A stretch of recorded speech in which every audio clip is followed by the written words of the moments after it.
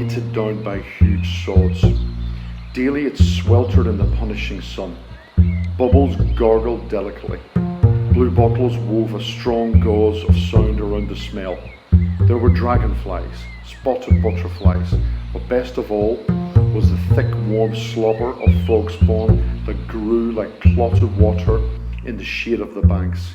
Here, every spring, I would fill jam-potfuls of the jellied specks to range on windowsills at home, on shelves at school, and wait and watch until the fattening dots burst into nimble swimming tadpoles.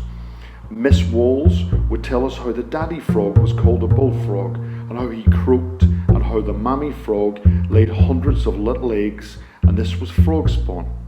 You could tell the weather by frogs too, for they were yellow in the sun and brown in rain. Then one hot day, when fields were rank with cow dung, in the grass the angry frogs invaded the flax dam. I ducked through hedges to a coarse croaking that I had not heard before. The air was thick with a bass chorus. Right down the dam, gross-bellied frogs were cocked on sods, their loose necks pulsed like seals. Some hopped, the slap and plop were obscene threats. Some sat poised like mud grenades, their blunt heads farting. I sickened, turned and ran. The great slime kings were gathered there for vengeance, and I knew that if I dipped my hand, the spawn would clutch it. At first just one, a glossy purple clot amongst others, red, green, hard as a knot.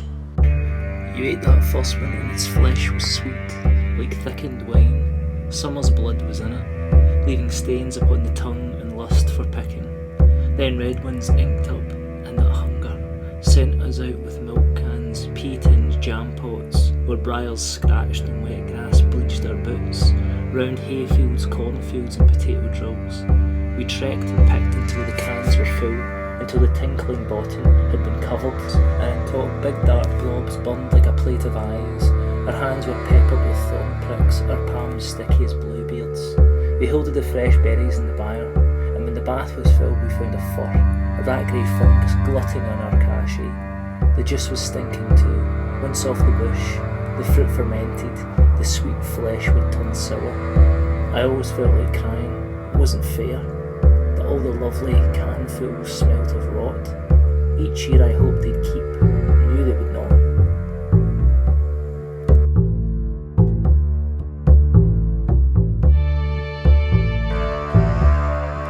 Follower by Heaney. My father worked with a horse plough, his shoulders globed like a full sail strung between the shafts and the furrow. The horses strained at his clicking tongue. An expert, he would set the wing and fit the bright steel-pointed sock. The sod rolled over without breaking. At the headround with a single pluck of reins, the sweating team turned round and back into the land. His eye narrowed and angled at the ground, mapping the furrow exactly. I stumbled in his hobnailed wake, fell sometimes on the polished sod. Sometimes he rode me on his back, dipping and rising to his plod. I wanted to grow up and plough, to close one eye, stiffen my arm. All I ever did was follow, in his broad shadow around the farm. It was a nuisance, tripping, falling, yapping always. But today, it is my father who keeps stumbling behind me and will not go away.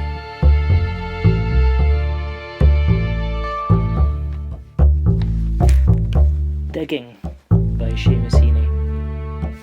Between my finger and my thumb, the squat pen rests, snug as a gun. Under my window, a clean rasping sound, and the spade sinks into gravelly ground.